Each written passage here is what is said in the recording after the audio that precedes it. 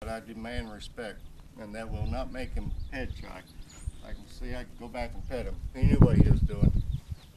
I will not have a horse pushing through me. That's dangerous. I mean, I've seen more. I've had correct horses for that, and their owners would say, "Oh, my poor little horsey, you corrected my horse.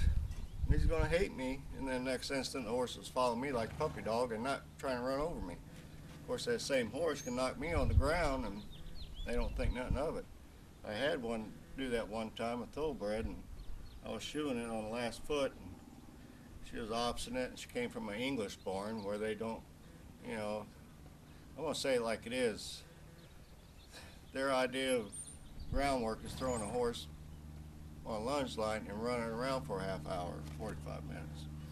They don't get respect and teach you how to truly stay out of your space.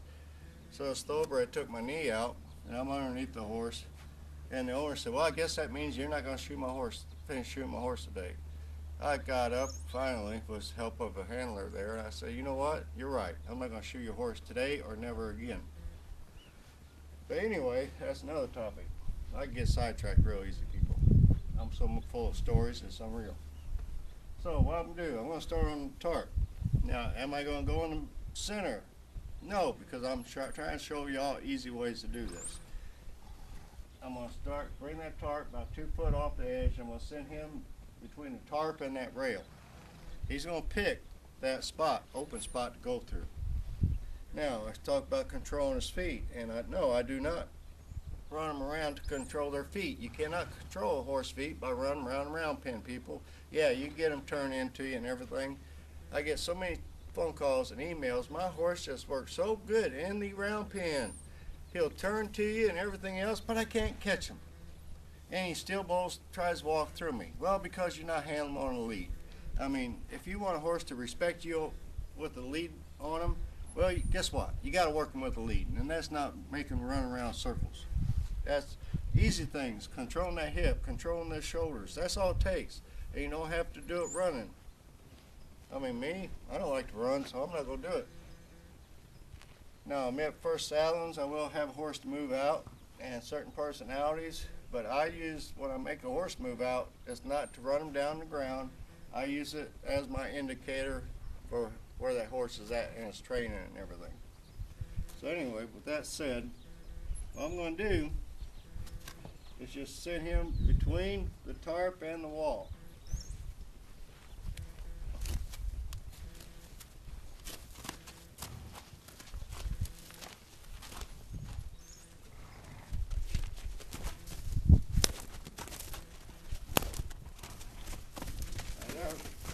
Let him pick his space.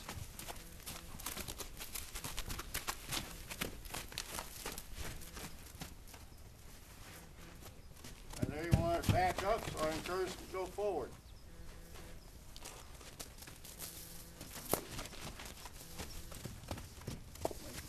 Now, when will I move? Like I say, he only came back not too long ago, so he's not in halter like I like, but he'll come to it.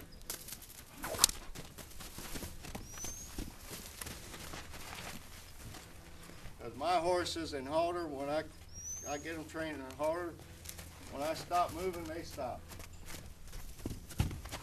Like I said, I got that tarp about 2 foot away from it, and here in a minute, as soon as he shows he's relaxed a little bit, I'm going to move it up. Now this is an easy way to do it. Stop him.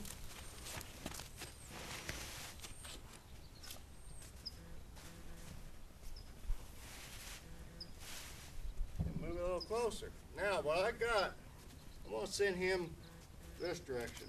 Because what I did, I got this side of the tarp closer to the wall. That side I left out a little bit, so he thinks in his mind he's got a way to travel.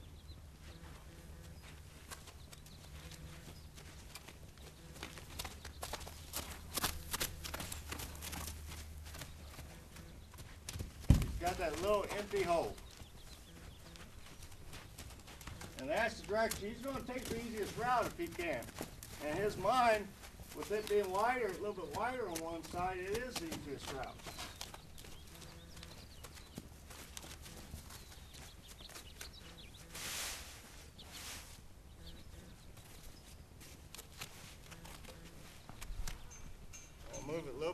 closer.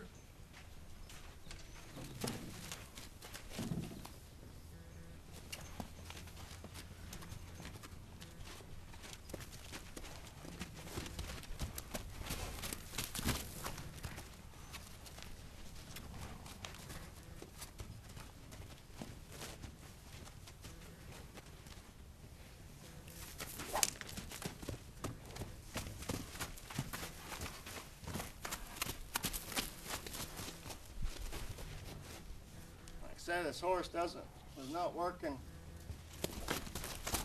in hand as well as I would like, because I got to pull on him too much.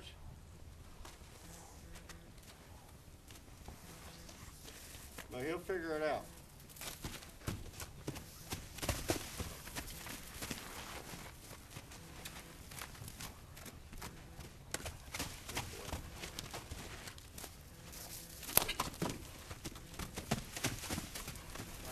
That's what I do. I just work it back and forth.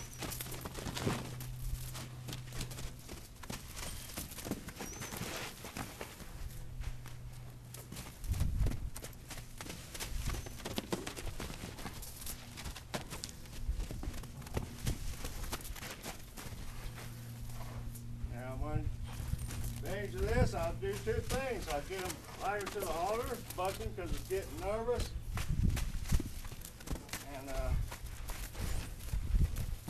I gotta learn, teach him to handle that anxiety he gets.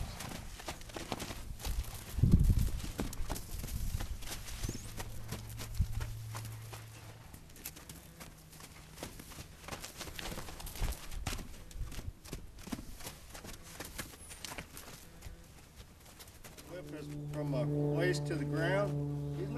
Right now he's not allowed to get no closer than that. If I hold this whip up, that's where I shouldn't touch him.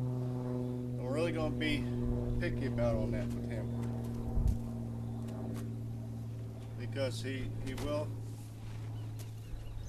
you know, he's one of them two type horses. I got two personalities. One is he's got bad cases. I don't want to. I'm going to do things my way, what I call opinionated, and then he's scared to boot. And usually what has happened, what I've noticed is horses like him, they originally start out as being scared, okay? And nobody really addresses it in the right manner. So what they do, the horses learn how to get opinionated by that. In other words, they'll start using their scared to their advantage. If they don't want to do something, they'll just say, okay, I'm going to act this way because it's worked in the past and I can avoid whatever you get to me. It's all avoidance. So I got to take all that avoidance out of him. So him, I'll be really picky using the tarps, and I'm just using him for, like I said, to build up his confidence and let him know I'm going to control his feet. He's going to go where I tell him to, and I want all 4 feet on the ground, of course. And eventually I'll have this tarp all over top of him and everything else. So I guess I can go get Cloud now. It's going to be the repetition of the same thing. I just wanted to use 3 different horses.